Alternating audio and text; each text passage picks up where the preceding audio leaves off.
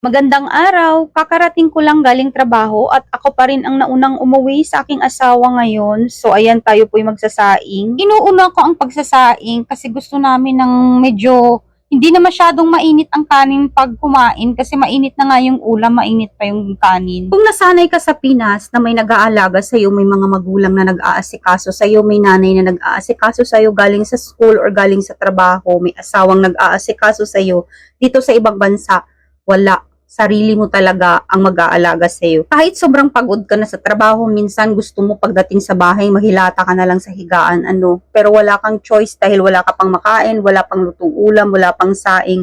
So, kailangan ikaw talaga mag-aalaga sa sarili mo. Balik sa ating video, so ayan tayo po ay umiinom ng gatas at kumakain ng biskwit kasi nga gutom na ako talaga kanina, hindi pa ako kumain. Hindi madali ang buhay ng isang OFW, pero sadyang wala tayong choice, kakayanin natin ang lahat para sa pamilya at para sa kinabukasan. Hindi halatang hindi gutom ang person, kulang-kulang maubos ko ng isang malaking plastic ng biskwit. So ayan, tayo po'y naglabas na ng pakpak ng manok at i-defrost natin.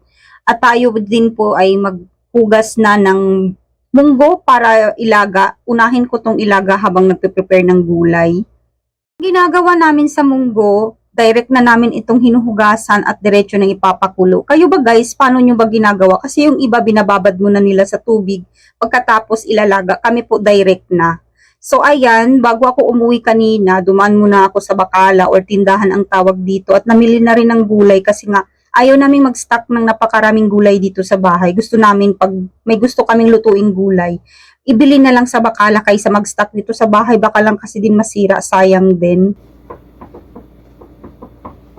Yes! So ayun guys, nandito ng aking asawa. Siya na yung kumakatok sa pintuan. So inopen muna natin siya ng pintuan at bumalik na tayo dito sa ating ginagawa.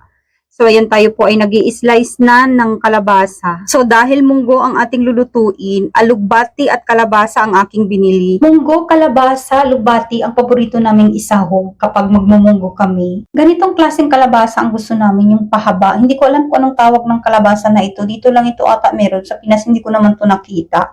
Yung pahaba siya, masarap siya guys. Masarap siyang ihalo kahit sa sa gulay. Pwede siyang ihalo sa gatang hipon. Kaya tuwing bibili kami ng kalabasa, yan ang binibili namin. At saka malaman siya, konti lang yung laman niya. Yan lang oh. Yan lang ang parte na may buto-buto. So talagang sulit yung pagbili mo. Kung 1 kilo ang binili mo, as in lahat balat lang ang mabawas sa kanya. Lahat talaga may laman.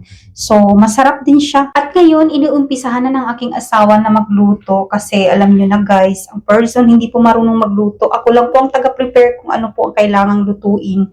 Pero sa pagluluto at pagtitimpla ng aking asawa na po, hinihintay ko talaga siyang dumating para maluto. Kasi kung ako lang, wala pong lasa. Nagtatry-try po ako pero talagang wala talaga. Hindi talaga namin makain ng maayos. Nasasayang lang yung pagkain kaya siya talaga ang magluluto para sa aming dalawa. Super blessed and thankful ako na nakapag-asawa ako ng napakasarap magluto at napakabait. Kaya ang person nahihirapang mag-diet kasi ikaw ba namang magda-diet kung araw-araw masasarap ang mga niluluto. So back to our video guys. So ayun na, nahalo na ang manok, nahalo na rin ang kalabasa at ngayon hinahalo na rin ang munggo. At pagkatapos papakuluan lang ito hanggang sa maluto lahat ng sahog at maya-maya ay titimplahan na rin ito ng aking asawa. Pagkalipas ng ilang minuto, so ayan, ihahalo na ang dilis na tuyo. Nasa inyo na po yan guys kung gusto nyo pong maghalo ng tuyo or hindi. Depende na po sa inyo. Ito po ay pasalubong ni Kuya Edmond na galing Pinas pa po itong dilis na ito guys. So ayan, excited kaming ihalo sa munggo. At kasunod, ihalo naman natin itong alugbati. So ayan, favorite ko talaga yung alugbati na yan. Kaya napakaraming alugbati ang ilalagay namin. Napakasarap nito guys at napakasustansya din. So ayan, hindi kami masyadong palagulay kasi nga sobrang busy rin sa trabaho. Pero pag may time talaga, nagluluto talaga kami ng gulay. Konting pakulo lang dito sa alugbati, mga 2 to 3 minutes lang para hindi siya masyadong lata. So ayan, tayo nagpe-prepare na ng mesa. Naglalagay na tayo ng kanin sa plato para lumamig na habang ang aking asawa po ay nagpe-prepare ng movie na aming papanoorin ngayong gabi. Napaka-addict po namin sa movie guys. Ito po ang pinaka-banding naming dalawa, ang manonood ng movie habang kumakain kasi ito lang naman talaga yung time naming magkasama. mula sa buong araw namin sobrang busy sa kanya-kanyang mga trabaho. So pagdating ng gabi, ito ang pinaka-bonding namin. Ganito lang ang routine namin araw-araw. Pagkadating ng bahay galing trabaho, mag-prepare ng lulutuin at pagkatapos magluto, kumain. At habang kumakain ay nanonood ng movie hanggang sa bumaba ang pagkain. Siguro mga 2 hours to 3 hours po kaming may time na magbabanding dalawa, manonood ng movie, magchichismisan. At pagkatapos noon, magliligpit ng pinagkainan, maghuhugas. At pagkatapos tulog na. Ganyan lang po ang routine namin araw-araw. Bahay, trabaho, bahay, trabaho. Kasi hindi po kami masyadong mahilig gumala or hindi po kami masyadong umaalis ng bahay kasi nga, alam nyo na, hindi porket may sahod tayo, may trabaho tayo. So, waldas na ng waldas, hindi po kami ganun.